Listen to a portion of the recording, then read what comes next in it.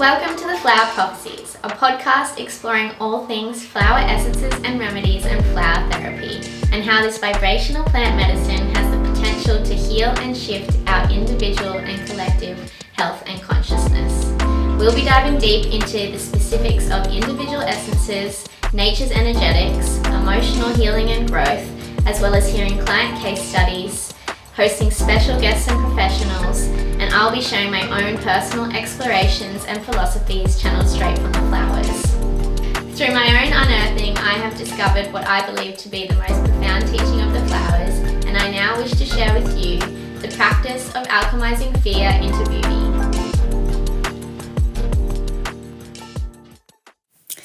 Hello and welcome back to a new episode. Another solo this week, and today I thought I would, because I haven't really done so, I thought I would share my own story. I know that I've touched on certain elements of my story before. There's been certain themes that I kind of relay throughout the podcast previous to now, but I don't think I've ever really shared my entire story. I don't know if it's something that anyone is interested in. So if you are not, I totally understand and feel free to jog off. But if you're interested for something different, that's what I'm going to be sharing about today. And if the audio is a little bit here and there, that's probably because I'll be kind of jumping on and off with what comes up for me to share. And yeah, so forgive me for that. I'm only human. A human that currently is still pretty challenged at technology. But yeah, so I thought, I've been touching on this topic of relational resonance and, how the work that we do with the flower essences is all sort of relational, and how our healing journeys are all relational and all to do with our relationships. And so what better way than to share my own journey through relationships with self, other, intimate, nature, friends, everything. Well, probably not everything, but we'll see where the day takes us. So before doing that, I wanted to quickly share some of my latest offerings. Firstly, if you have not yet jumped on my free masterclass, what are you waiting for? You can sign up. I'll put the link in the show notes, but also via my website, hekahealing.com.au. This masterclass is an hour-long, class on how to deepen your flower essence practice.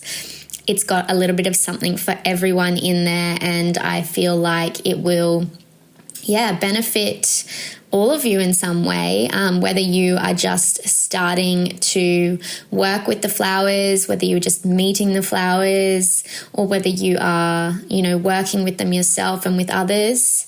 That masterclass is available and free, so hop on it. As well as this, I have a couple of offerings at the moment. If you are looking to work with me with flower therapy, you can do so through the Beauty Way package, the Gateway. So this is the introductory package, and it is for those who are wanting to, work with me on a flower therapy basis. So this is a package of 3 remedies and 3 1.5-hour sessions over 3 or 4 months, depending on where you are at. And throughout this time, you also receive support in between sessions via text or voice note. And this is the way to work with me and the flowers. If you're just sort of wanting to begin that healing process, wanting to shift your experience, wanting to uncover the themes and challenges and beliefs that are keeping you stuck or stagnant. From here, if you get further intrigued by the flowers and want to work on a deeper basis with them, you can go on to the rest of the Beauty Way packages if you feel called to. As well, I also have my steward sessions.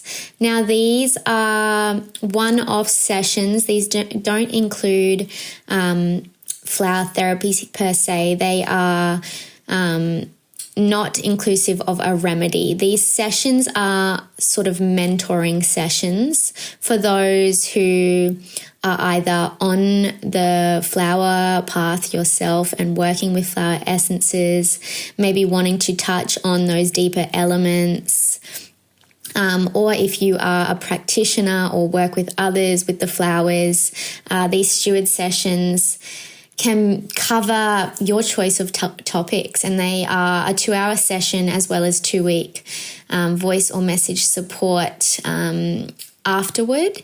And they're really just for you wherever you want to take it, there's a list of sort of relevant topics that I offer, but I'm also open to what it is that you are requiring with where you are at in your journey at the current time. So these are all available to book via my website again, or I'll pop below as well. And if you're curious to learn a little bit more about the offerings before going ahead and booking, I also offer free connection calls. Obviously with there is no pressure. These are purely to see if this is aligned for you. And you can book those on my Beauty Way page, a free connection call. And I think that's it for my offerings for now. So I'm going to go ahead and get into my story, which I don't even know where to start. So I guess I'll start at the very beginning then. So I grew up in a town called Tewantin. I was actually born there. If you're from the coast here, you'll know obviously where I'm talking about. But it is about 20 minutes from where I live now. And I have lived in the same 30-minute radius for my entire life. I don't know whether that is sad or whether that is amazing. I guess it depends on the day. But so I was born in Tewantin in a bathtub at my home, my family home. This bathtub was the same bathtub my older brother was also born in. And my mum and dad actually also lent this old clawfoot tub to another family on the coast to birth their babies, interestingly enough.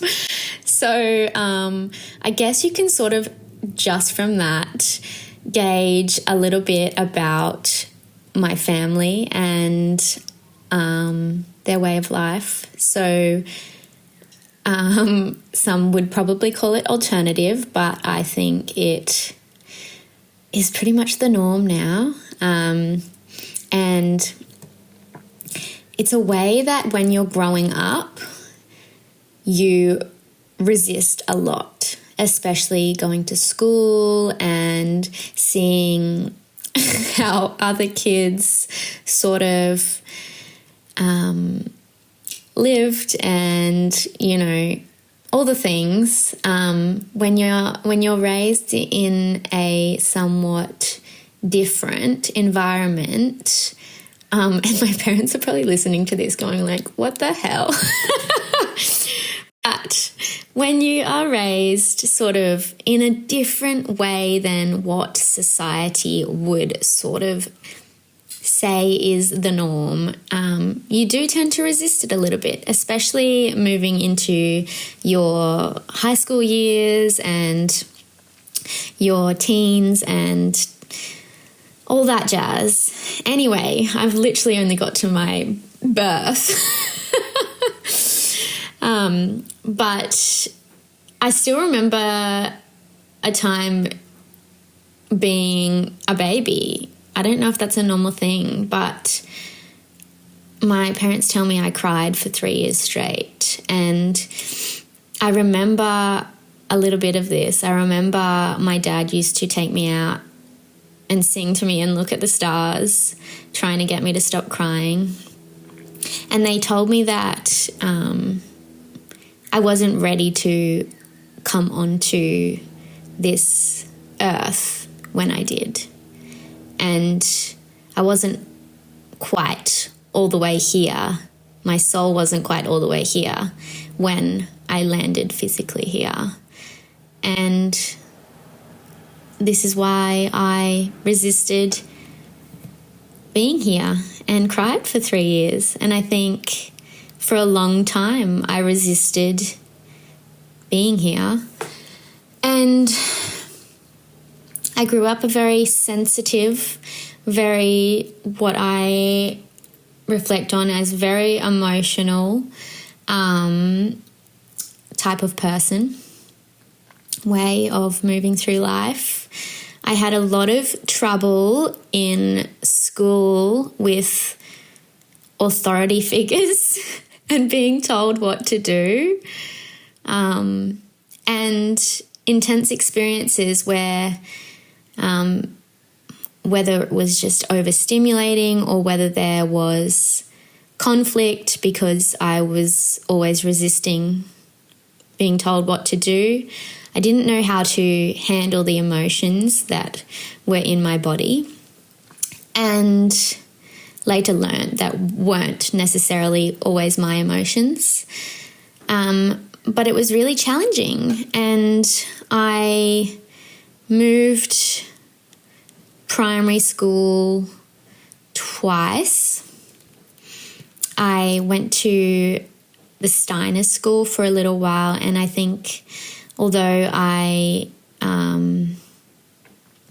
didn't quite have the most smoothest ride with some of my teachers, I feel like I gained a lot of how I create and move through and interact with the world from that experience. I then went on to high school and still had a lot of trouble interacting with teachers and authority figures. And it was really challenging, and I couldn't really have a interaction with anyone without my emotions overwhelming me. And that made it really hard to move through. And it also built something inside me that anticipated this experience happening over and over before it did, which meant that no matter how an interaction could have played out, when it was happening, I was already anticipating it turning into a challenging situation, and in doing so, turned it into one. And so I also, during, I guess, primary school and high school, as a lot of us do, had a lot of trouble with female friendships and found this same sort of pattern playing out in these as well.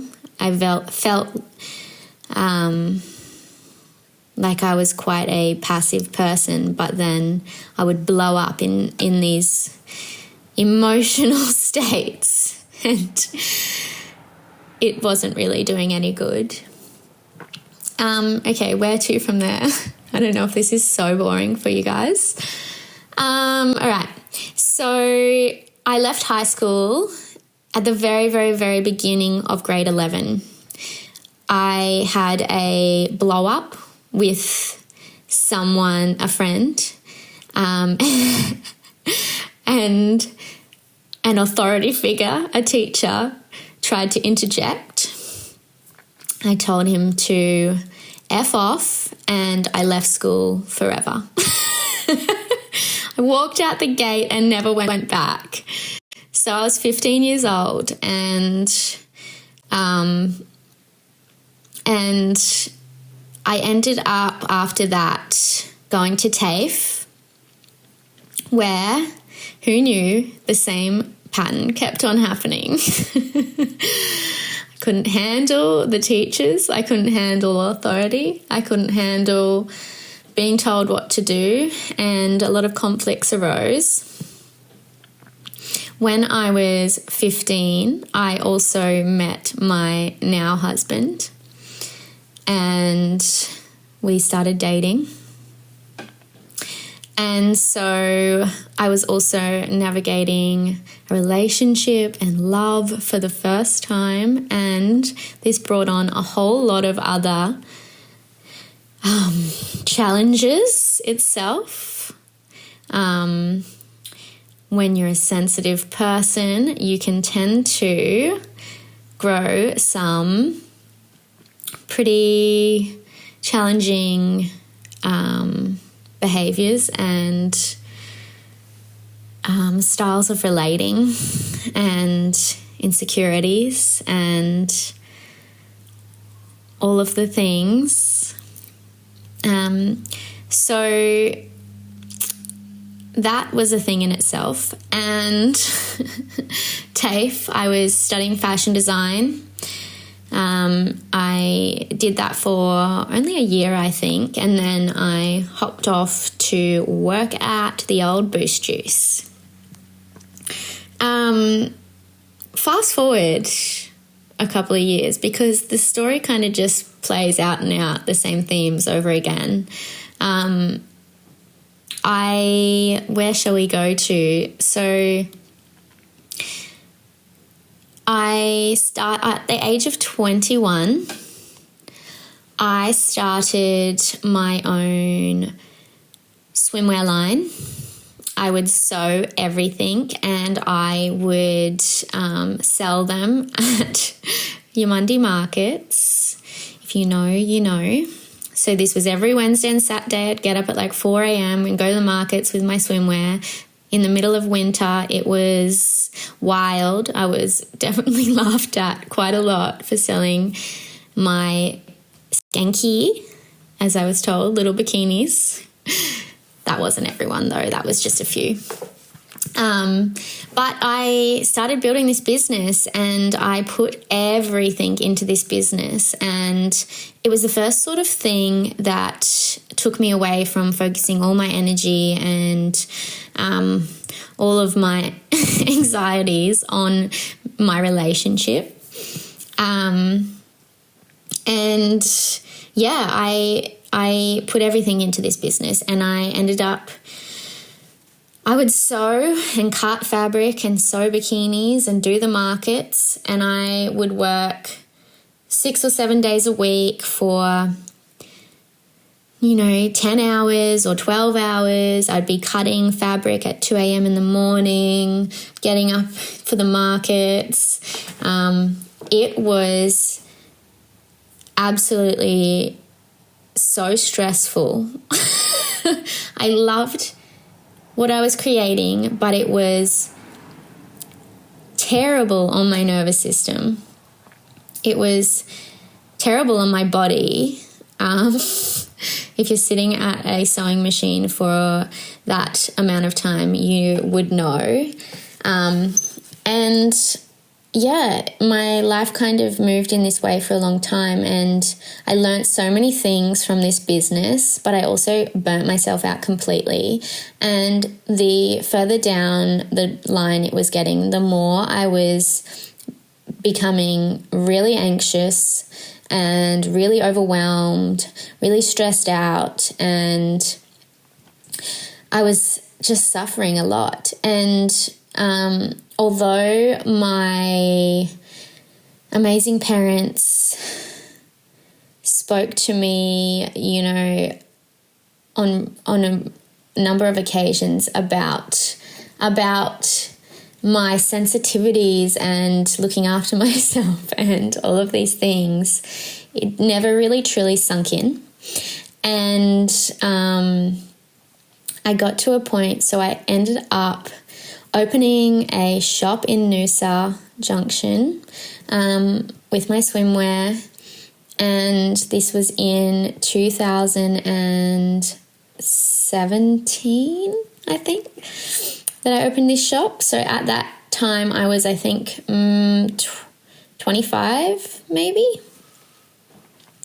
and I opened and it was amazing, but I knew straight away that it wasn't really the life for me. Like, it was like I was being told that I had to be somewhere 9 to 5 and had to interact with people. And it was like the shop was telling me what to do. And, of course, I resisted it. But, you know, I kept on because I had a 2-year lease. So you got to do what you got to do. And over that time, there was a whole, you know, new range of challenges. And it was somewhere in that first year that, I was just completely overwhelmed. Like I said, I was not functioning great. I was not giving myself any care or rest. You know, I had so many really unnourishing habits and traits within the way I sort of interacted with others and within my relationships. And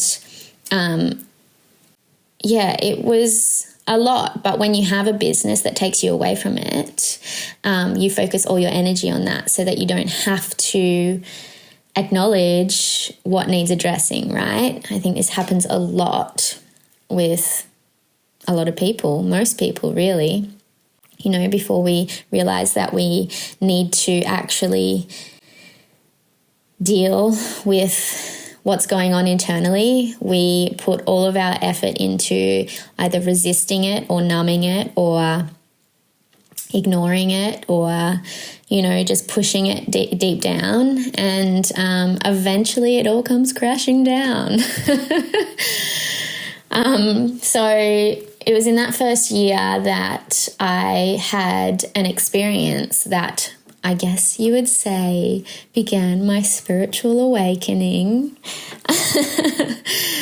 Not to just sound, you know, totally lame, but it's true. There's always that moment or that thing that really kicks your awareness into a new realm. And this came when my husband and I had just gotten married. We had gotten married and gone on a honeymoon. I was still had the shop, and I had friends sort of running it while I was gone. And we came back, and we'd just been married, and we moved into our friend's house so that we could save for our own house deposit. And our beautiful friends allowed us to do this, and which is just amazing. But it is a funny thing getting married and then moving out of your own place into a share house, basically. But yeah, it was so beautiful of them to allow us in their home, but at the same time, it caused a lot of, within my marriage, it, added its challenges. That's for sure. And so everything was intensified. And one day, I had this experience where I guess what you could say is I astral traveled into a different reality, basically, a different time. I didn't know what was happening to me, but I used to get sleep paralysis a lot, and which is fucked if you've ever had it. And I have my own theories about sleep paralysis. But yeah, this one episode in particular, I guess, you could say I astral traveled, or I don't know, maybe someone else can explain it better what occurred for me. But I experienced going to a different timeline in which I was aware of someone. I was with someone while they were dying, and it was full on. I woke up knowing that someone had either died or was going to die. Sorry, guys, if this is pretty intense. And a week or so later, I found out that my cousin had died, and I knew straight away that it was him. And it was pretty full on. And although we weren't, the closest cousins, there was almost this special connection between him and I, because we shared a birthday, different years, but the same birthday. And I don't know what about it was, but this somehow made me feel connected to him in some way. And yeah, it kind of had like a pretty big impact on me, because I firstly didn't really understand what had happened with knowing that I was there while it had happened, and yeah, like what I was meant to do, or how I was meant to navigate it. And the following week or week after, whenever it was, we had his funeral, and my dad was doing a eulogy, and my dad went on to mention how challenging my cousin had found life because he was an empath. And I'm sure I had heard this word probably from my parents before and around, but for some reason this is the first time I truly heard this word. And after the funeral, I went home and I Googled what this meant. And obviously we all know what empath means now. We're in an empathic society. But I was like, wow, yeah, this is me. And I ordered this book straight away called The Empath's Guide to Survival. I think that's what it's called. And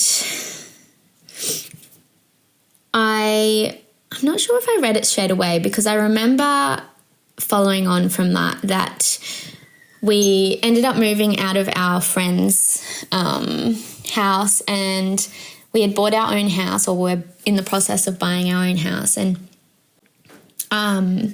we were living in a bus at my mum and dad's property around the corner from where we had bought. So we were like adding another layer of stress. We were like buying this house, renovating it, while living in a bus, all the things.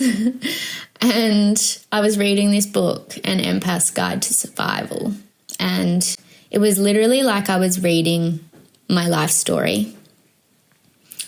And it just made sense why everything had been so challenging for me forever.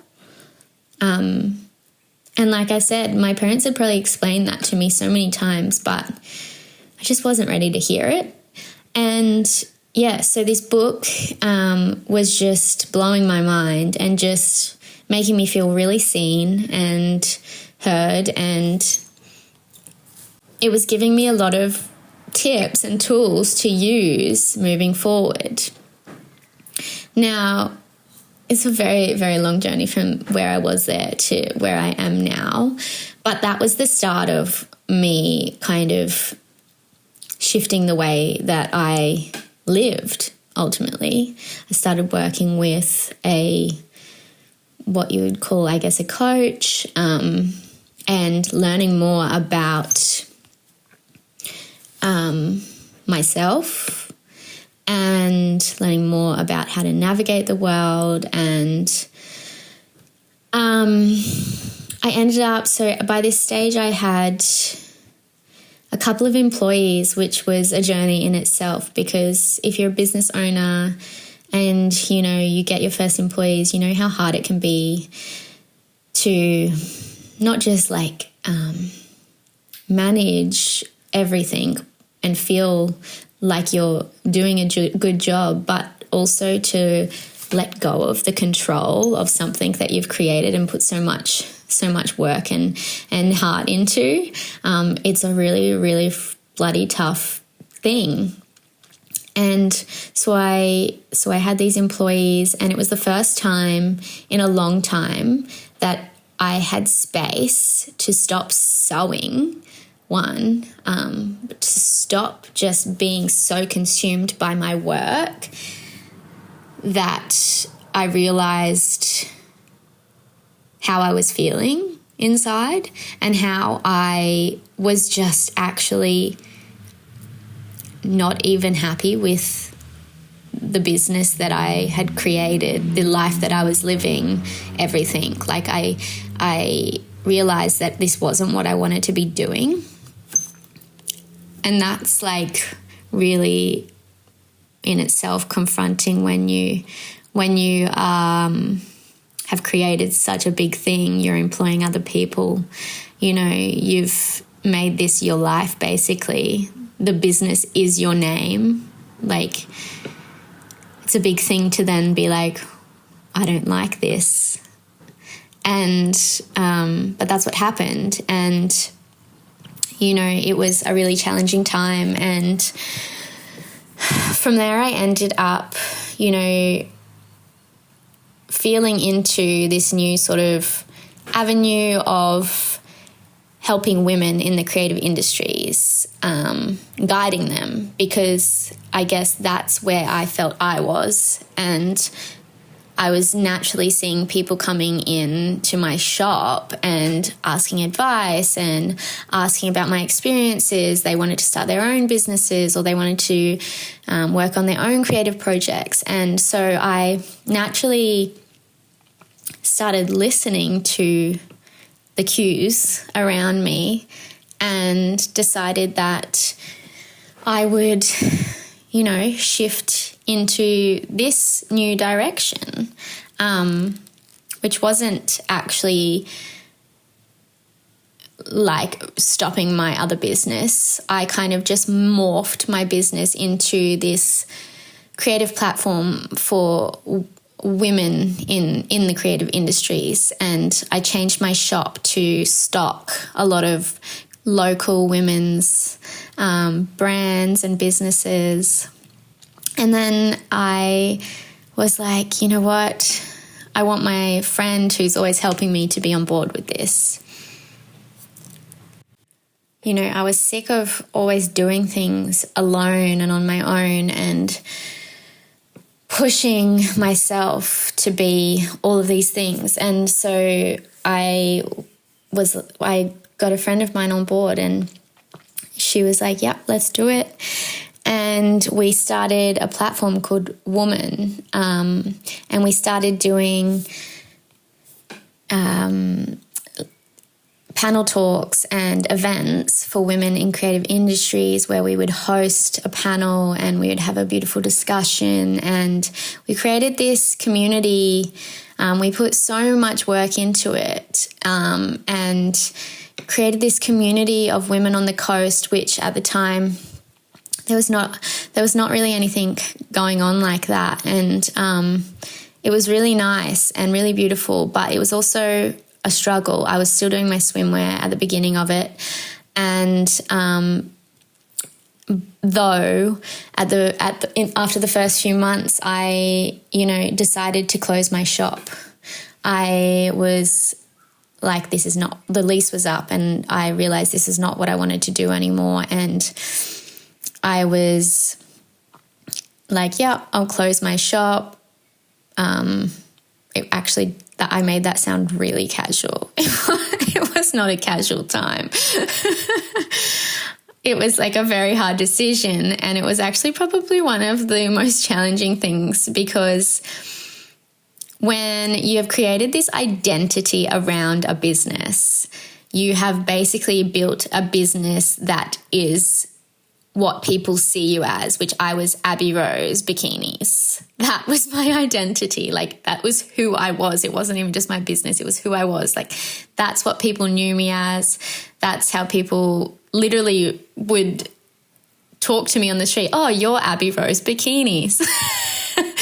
It's pretty hilarious to look back on right now. But people actually said that to me. Actually, like, they still have quite a bit lately. But so, I had built this identity around my business, and I wanted to close this shop, and everyone saw this as me failing. It was a really interesting thing, because I'd made the decision because my staff had gone on to, one of them was traveling overseas, and one of them was traveling overseas, and one of them was going out on her own and creating her own swimwear, which was her passion as well. And so they had kind of left, and it really freed me up, and my lease was ending, and I was like, yeah, like, I don't want to do this anymore. It's not what I want to do. It's not for me. And so I saw this as like this sign of it's time to move on. And everyone thought that I had like gone broke and like had to close the business or something like that. And these projections that were put onto me really sucked and were so hard, and they had such an impact on me until these last year or so, in ways that I knew, and then in ways that I didn't even realize. But for the few months after that, for probably 6 months after that, I was getting I would bump into people and they'd be like, I'm so sorry to hear.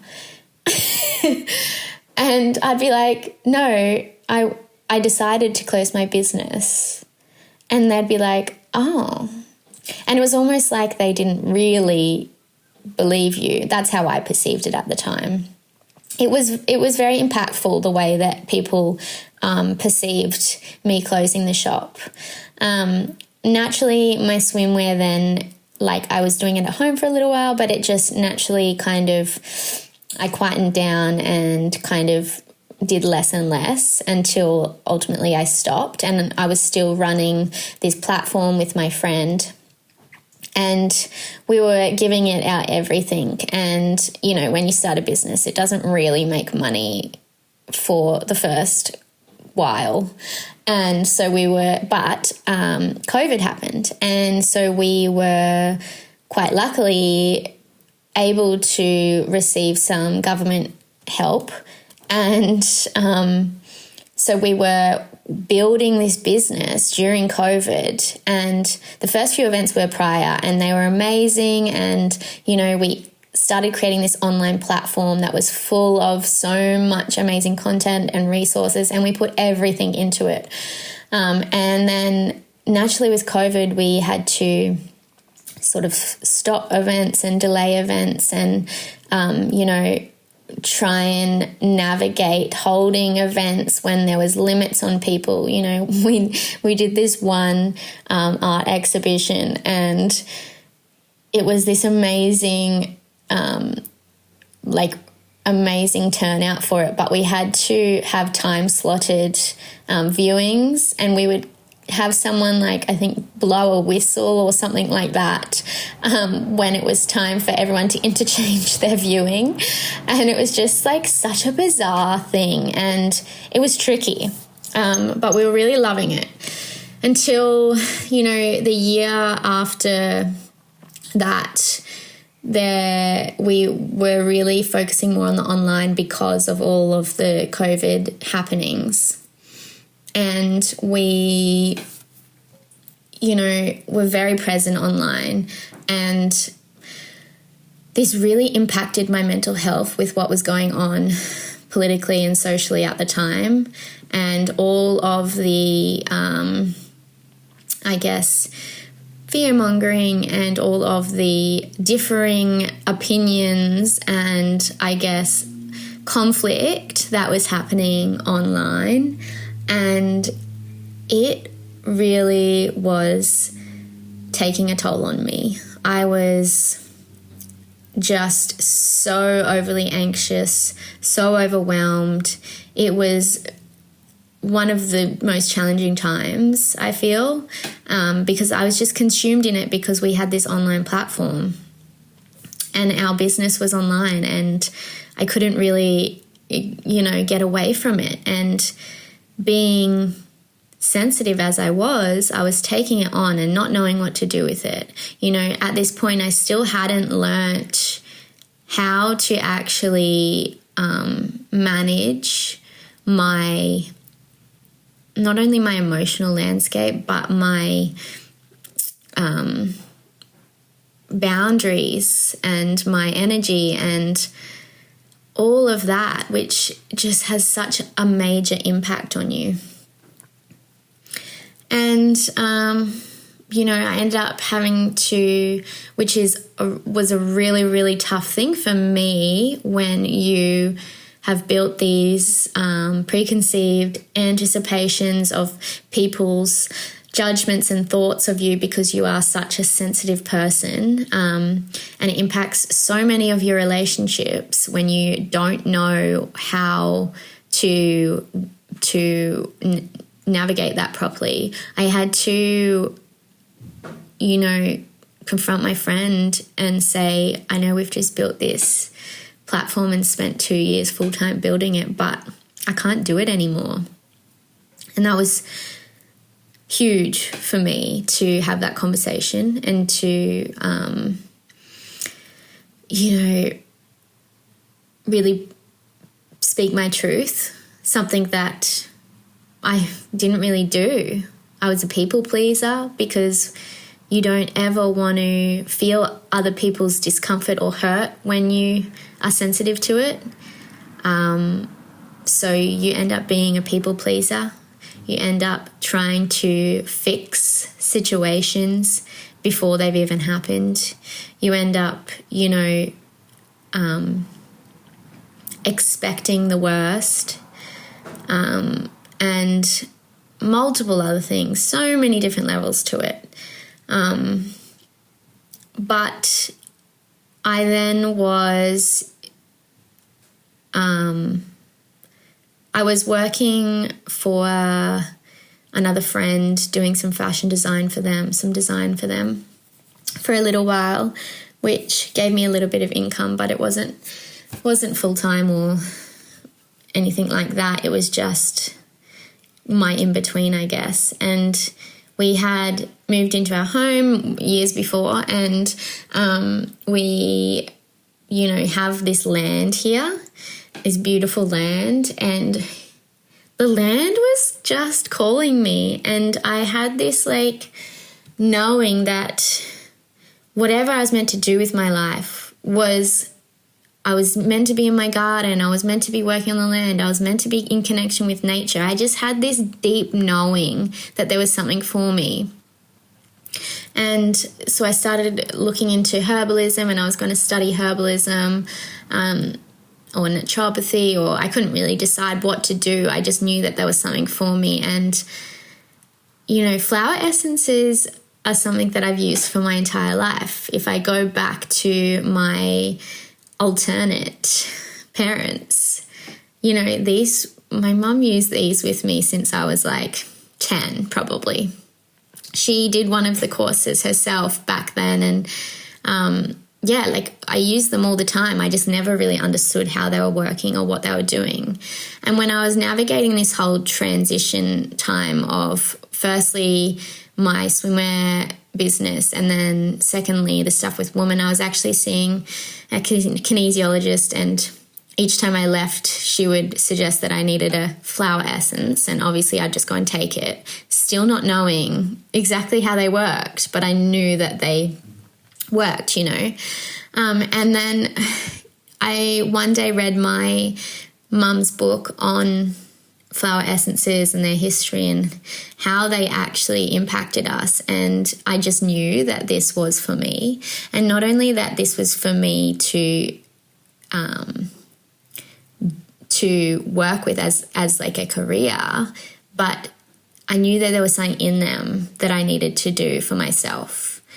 And the next 2.5 years was spent using these flowers and working with the essences, meeting them for what they are, meeting the flowers, reconnecting with nature. And I can tell you that I am a completely different person than I was then. I have healed my anxiety to such a degree that it doesn't impact me basically at all anymore. I have healed my insecurities to a degree that when they arise, I know how to relate to them, and I know how to shift them so that they're not even having an impact on me. I have healed my relationship with my husband immensely. When I started taking flower essences, they naturally have an impact on the people around you and your relationships without others even taking them, because you begin to realize that all of this stuff that you blamed the outside world for making you feel like was actually all within you, and it was all internal, and it was all your responsibility to change. And I started seeing in my relationships the reflections of all of these aspects of myself that needed attention and needed healing. And so this has a profound effect when you can begin to realize that your relationships don't need to be so hard, and your experiences don't need to be so hard, and the world isn't against you, and people don't make you feel things, and you just have the opportunity to go within and ask yourself what you need, or go within and reassure you that you're safe, or go within and just recognize the pain you're experiencing and gift yourself the medicine to it.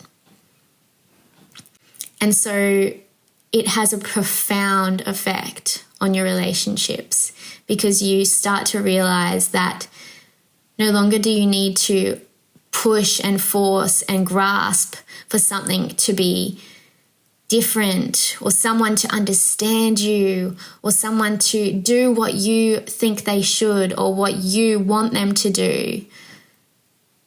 Instead, you can just look within and heal that part of self. And this is what the flowers gift you. And, since beginning this journey, And it is a journey, you know, it's not just an overnight thing, but it also is quite rapid when you work with the flowers, you know.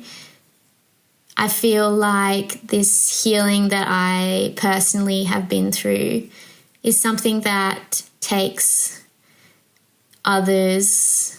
some others, their whole lives. And that's not to say my healing has finished and my teachings are done, because the healing is lifelong.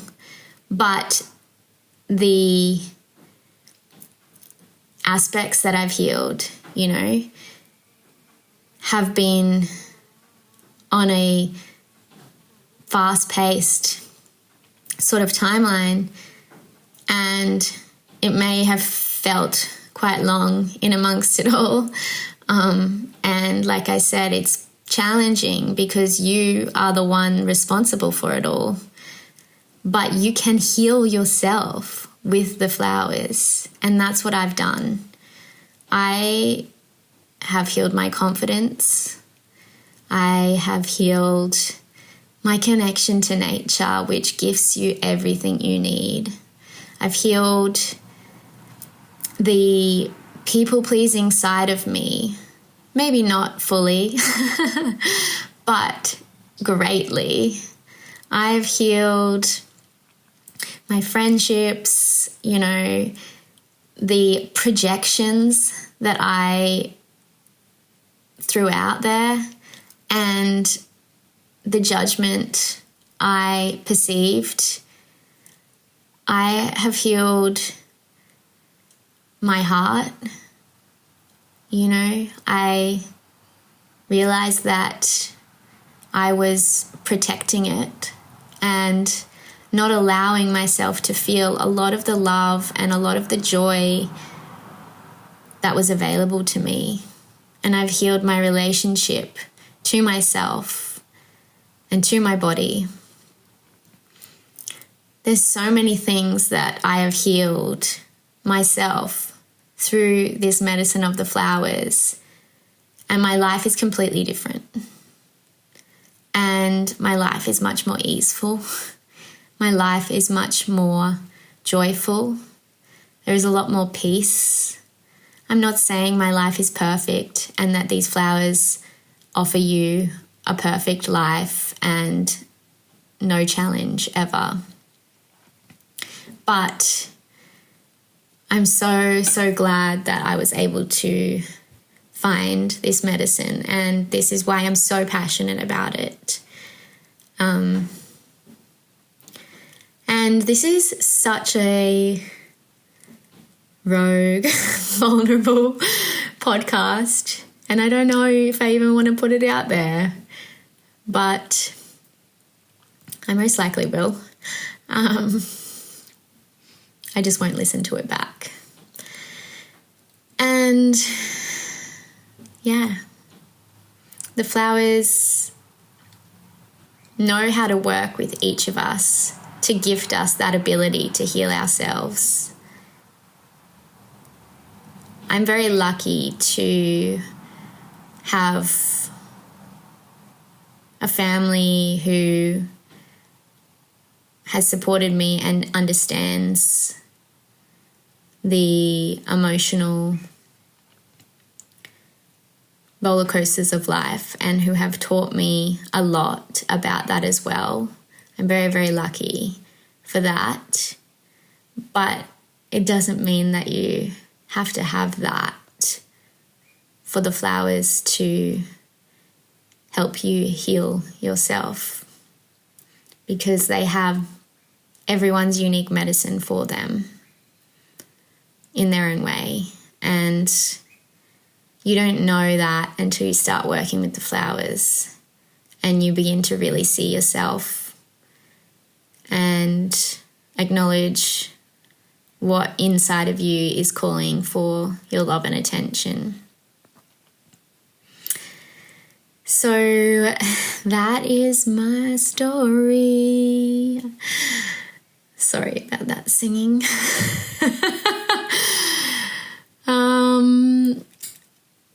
I'd love to hear your thoughts on this share. And now I'm getting all cringe, and that's okay though, because I'm human, and if this can help someone else, I guess I can set aside my cringy humanness and fear of judgment, fear of everything, that we hold. And the flowers have gifted me the ability to do this. I can set it aside so that if one person can benefit from this episode, just listening, or even from working with the flowers, then it's worth it. So with that, I am going to leave you, love ya and leave ya, and I will be back next week. And if you would like to learn more, again, you can contact me via my website or book a connection call, or head below to the show notes. And please rate and subscribe, share on your socials if you want. And I will talk to you all soon. Have a fabulous day.